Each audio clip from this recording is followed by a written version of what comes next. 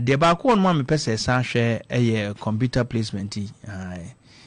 minisa wa wofo no pi ope de na amomu BP because omo dadwene omo da omo na ba se nkura no ye de omo kɔ school a ho sensem meni Mr. Azikamwa ye hwe ye no so Mr. Mo ye hwe ye nam se na nka akɔkora na mpese ye wura wi no mu ewi ansa say 20 years ni 205 and a Ghana buying after 2 years of piloting 2 years no ye de so hwe say saa de ye say ye money we school free JSS now mo ko school to aso ye fe no SSS tanso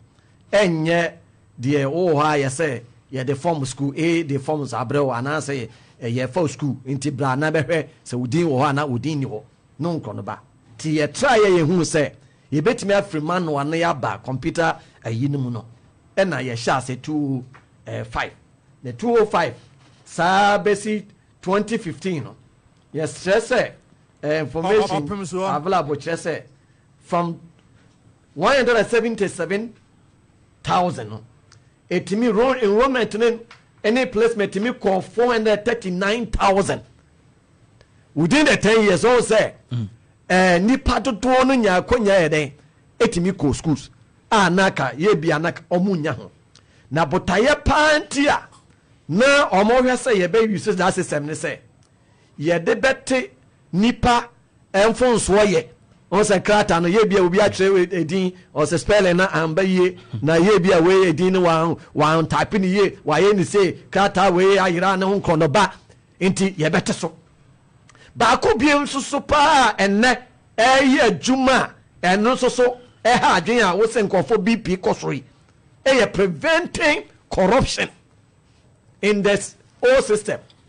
tibutayenti a omampeni dada jekufo ne breso omode we ebae no na afa so no ye behwe se ebetimi atre schools no mu ama nkofo timi anya kwanya yede antimi anya school na akọ nti no gina ho de office ansa na aba we yes na se de katasese preventing corruption unzan ke the system aba se emetu katasese ase ba yen ye the system ba se emetu bibia se a ebehye kena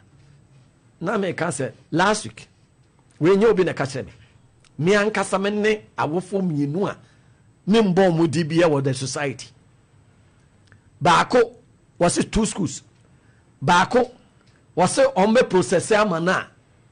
I was so tia be 5,000 baako so was 8,000 said the enti ena baako so one chance about to view baako so wano kra so de na ban na wo so wano so wo go up and down asa me call office bi eno so obetra wo hwe se penimu bi betimi a interview no hwe se e bia process na betimi akoso penimu bi no o twa bi dadana chese wono no ba bi edru no wono ane di bia na wodi na eso no wo hia another intervention ansa na ne ba no etimi anya school Opemsuo system we obi nyamia som ne dayepa na opese Ghana ye ho hare na eba se ye mai toa so ai kosua de a omomre na pepraye ebeba emu no ye ka teachers crowd the Martin say your oncophobia they are more like agents nti se some wo na wo de ma o contact wo say obetimi di ho dwuma ma otimi odi ho dwuma ma wa scan ba ni di omo bia 20% obo no ma 15% ene saade no na bisa won say system e di aba no ene de eye dan na afede yakonya eno eho agent a make corruption last time Jimre church me na yetifu ni di nkomo say ye the system bi ba Ghana for manfo na ye nia na ye se no nso ana ye pempuntuo ye the health insurance aba ye senka otua premium kakra okwa ye nhwew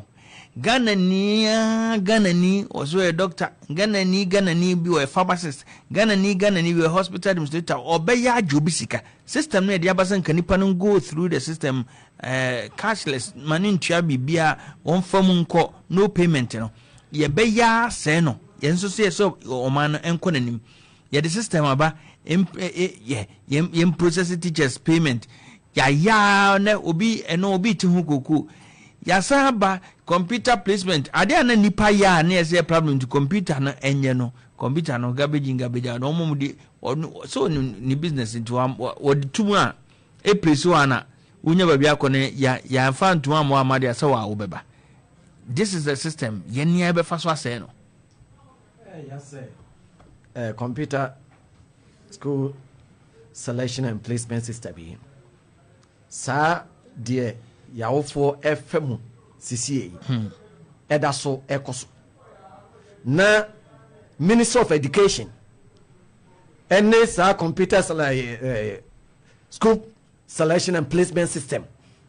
department no omoda so so the same system no so say they work kind no that is what is going on now no what to say as school baako o ma ba bonten say the nam social media no enye no kure almost every single year e sha ase no sa say corruption perception there sir Ghana de bia ba no afọ parameter no say perception enye your friend is saying the say the inside do aso the atoso perception sa perception no say CPPS any Minister of Education say sa the ekoso omo omonte ya na omo ya manboyefo omo so omonte ya na omo ya manboyefo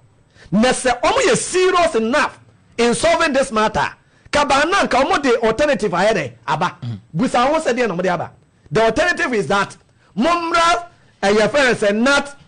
conference hall mumra center no so eyen into Kumasi last year before aban we baba no Minister of Education then Dr. Osaya Oduchum obe won say no akotra radio station and TV station awo for no fra no obusa wo challenge was so my place what kind of system that's so running there how many parents will call and answer one kasa as a minister and you wajuma do you have to do that as a minister because juma be bria was where they yes we ye bi no mo yan that is fair but ye musa was adentina was here allow a system say the work kan en kula na omo kwatran so no yes we grade A grade B and omo kan category A category B category C schools and ye was self placement akola bi a wokotre SS see so hwe no BC okotra ye wo gresa onya wase wotimi ne first choice grade A school no say o ma ye no say wo ye selection wase wo choose o first choice category A school o second choice category B and then the wo betimi a choose be mienu as say na fe waba category C no to the D and then there's ultimate choose be say 6 schools and no matter dey sa so aba TVET den so no say be opera and the last one so we select community based school community based school no kire say baby e dey aso ase na wote a school a was who choose no aso ase ye wa ban school senior high school e wo park no so and I say any other school where senior high school so some of the private and yes school afia we say wanyako nti community based say wanyako be boa because eben that is the intention now winning sa error na computer selection no yes say they reduce women error no and now me tie wo for baako wo say wo won cry ne ba yetondo koto bolega bolega na wo busa wo se nipa na omote computer no a omode omo garbage in omo ye verification na nipa na ye selection so aya documented if not anything at all ne community ne school no choose you no I don't want try no nti ba bia wo ko school na wo ko ye na wo kotwa bi easy no ne center no din ne center e wo so nti regional ye fa say the wo kan mention ha say wo ye bia any of the Jesus asana no aka no ba bia school ben wona ho ne ma atwe exam so nti no ba bia wo if not anything at all then am fa no nko say the district the region ni nyina wo mo school no din wo community no ebi wa na ye community based school kra esa wo ni din wo ɛna district ne wɔ hɔ na wɔsɛ wɔn choose baako a wɔn deɛ ɛba sɛ yɛ day school a Opemsuo na wɔn choose wɔn ɔde ne kɔɔ hɔ no wɔsa yɛ day student ɛnyɛ wɔn nko awo ɔyɛ deɛ de no kɔɔ wayi no ne maame wɔn sisi ya baabi akwa ne twɛn sɔhwɛ no wɔtwerɛ wɔn kan ɛna yɛde ne kɔɔ bɔga ɛna wɔn asan ne day yɛasa yɛ ne day nti de bia na ɔbɛfiri nkan na akɔ bɔlga na ɛnyɛ the first time a ACO esi every year bia esi thousands of them. I think so. And the member for yes, you know the member come on now. But remember my bamun temper. No, yes, I say yenye set placement. Set placement nature no. And no so you won't go phobia or more ye with the men and with the women. And the dear you say yes I you say protocol you know and no so and go for a sound kind. Na ɔman si yɛ pɛ si yɛ kɔ nkan de ya yɛ sɛ yɛ kɔ abɛɛfo kwan so a ɛnɛ system no ɛyɛ easy sɛ obiara bɛtumi ayɛ nti ɛbɛba no school biara akora no ne grace a wɔnyaeɛ no ɛma ne hu school kura wɔso wɔyɛ dɛ wɔyɛ na wɔnim deɛ ɛyɛ wom aban no ɛba si a pressure no aba obiara pɛ category A category B schools aban wɔwɔ asɛdeɛ kɛseɛ paa no wode yɛmfa asɛdeɛ kɔ bia no wode wonyimu bi ɛna atoa so a 20 years ni aban aba kɔ ne deɛ sɛ sɛ ɔmo wɔ so yi deɛ wɔsɛ sɛ mode mo ani ko sɛ saa CPSS sɛ ɔmo no ɔmo nyɛ ɔmo adwene ɛnam sɛ nkɔfoɔ didi ho nti do wɔn mfa biribiara ɛbɛ reduces this pressure ɛmfiri hɔ ka saa ayi a ɔmo yɛ center sɛ mo mmra na yɛmmoa mo yi ka district bia wode yɛntimi kora no yɛwɔ yɛ first district offices yɛwɔ zonal offices ne nyinaa o GS foɔ no ɔmo wɔ circuit ɛwɔ hɔ ɔmo wɔ district ɛwɔ hɔ kyerɛ sɛ ɔmo ayɛ saa decentralized system adɛnti na yɛnyɛ saa adeɛ no na ɛnte so sɛ o obi wɔ challenge a wode akɔ circuit ɛboro so a ba district wode aboro wo so kora no bra region na nso so obi mfa ka emfiri ehehe emese nkɔnkan na ɔbɛkɔ no hotel a wɔkɔda ɛna dodo a obedi kɔ wɔnim aduane wɔkɔdi na de bi afi bia eduru a kyɛ sɛ ɛyɛ nkɔfoɔ dɛ na ɛyɛ frɛ sɛ wɔn a wɔayɛ wɔn sɛ me the men with the women wɔn na de bia no wɔn nim saa nsɛm wei ɛna ha na mebusa sɛ yoku ɛna wɔn a wɔaka amanyɔfoɔ ne deɛ nkoa na ɛbaa ya ɛne ɛsɛ obi akɔtua sika ayi kesi adabe wɔ Ghana wow ɛne wanya misko yɛsɛ fori ata waba anaasɛ wɔda so he daabi o sɛ ne warrant na wɔwɔsu yɛ no wɔn sɛ amanyɔfoɔ deɛ ɛbaa ya ne no ayɛ ɛne yɛayɛ na yoko nti so far no motimi saa okay nti na me de man of misko me busa se nti saa computer issues yi a eba awofoɔ ka free just almost all the regions nkɔfoɔ complaining mo investigation am ayɛ no so far no ɛne sɛ sɛ mo nyɛ de a mesrɛ mo ɛwɔ nso so mo mfa mo ani nko hɔ NIB ne mo mama kan so ɛno nso so mo nhyɛ aseɛ ɔsɛ tɔda ayɛ nkɔfoɔ edomo ani akɔbu head teachers and head ɛyɛ fɛ sɛ head mistresses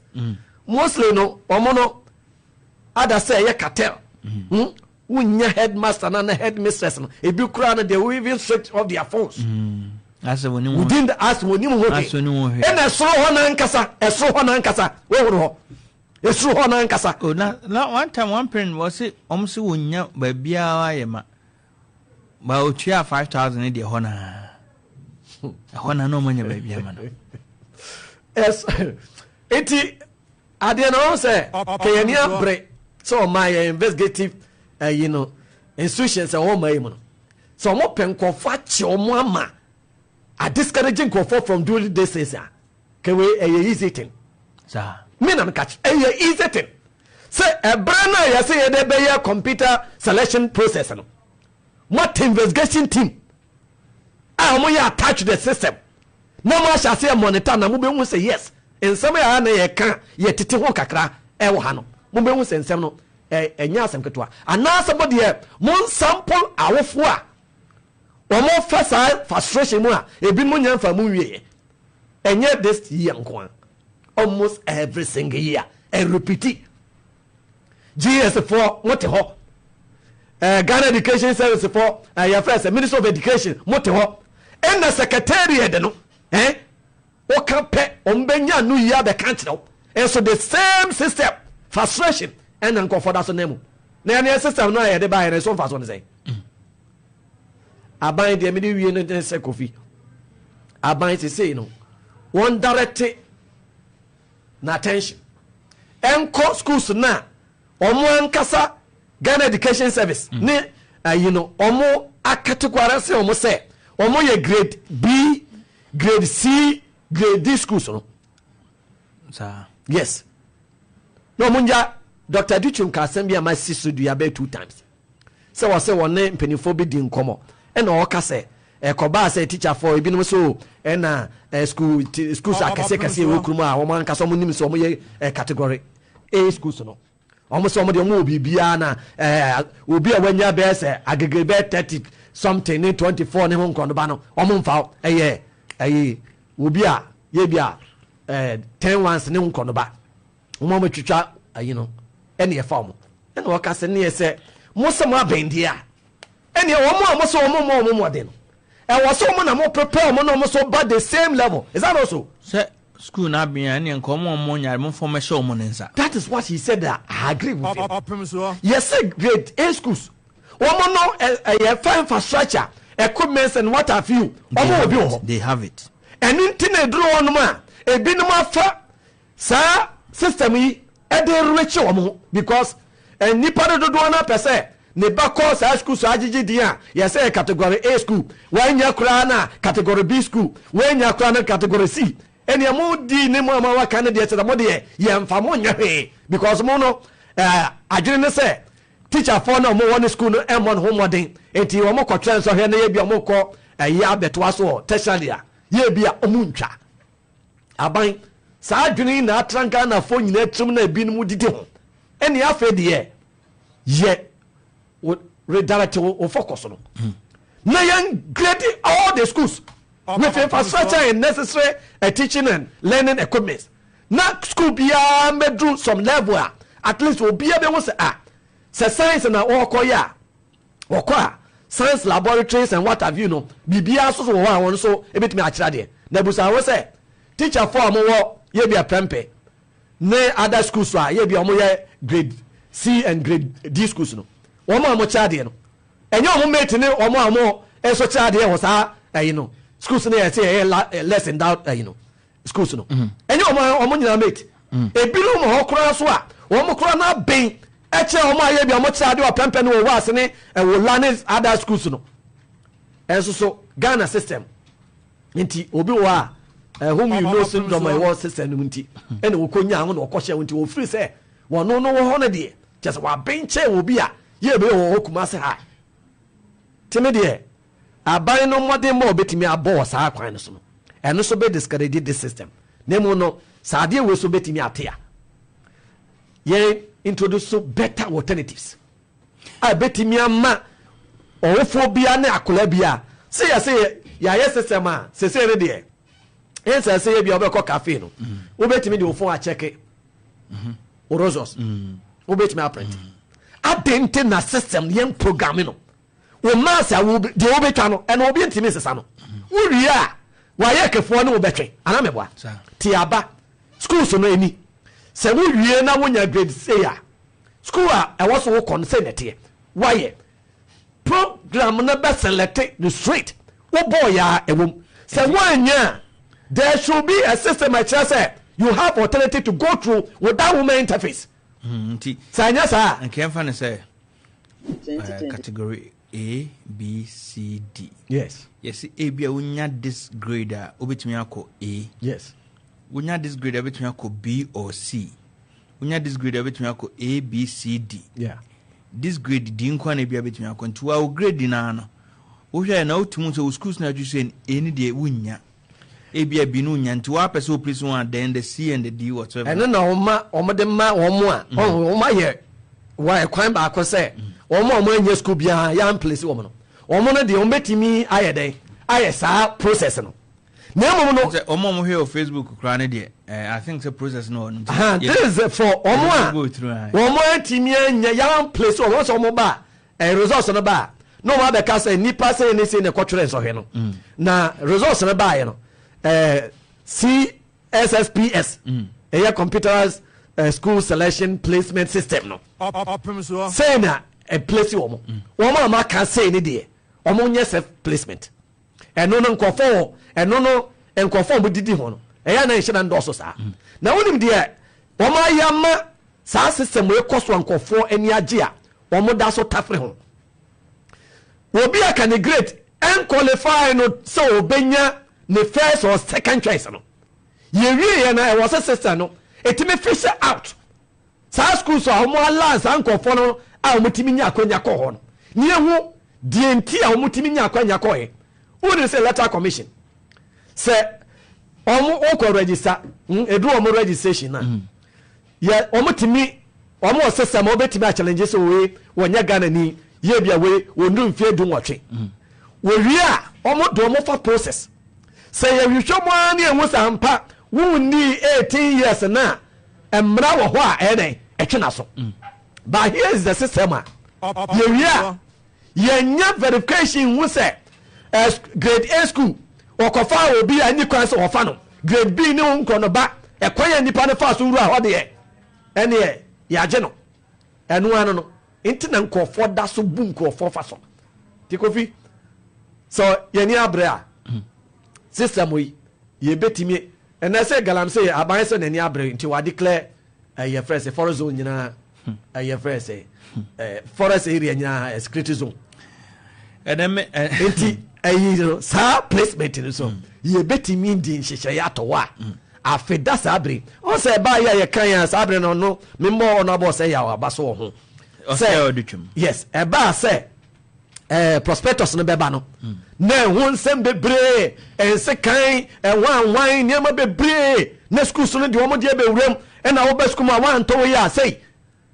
na ye kan wasem a ene de omo ensure say ombeye Amoah say ye first prospectus school bia ye bia grade A ye bia okoye science okoye wi a basic niema waso won ye de wunya de aka na ye niema ba ko mienu bia ye bia school no specific ye bia Wednesdays ne nkono ba Fridays where ne nkono ba eno na ye school no designated a year wo betimi aye eno aban so ba ye me so omo ato aso aye no so na nsem me so omo publish ye emma sa pressure no so esote nti yesu so we no ye be se omo se omo mfa nkwa adwendwem na yentu ana mo anya den yentimi anye firi okura na ebedru afi da sabiri no na hyehyɛ pade ato so no ebekte saa kata hyehyɛ ene ehwehwɛ animu placement na ye ya no no nkofo edidi ho no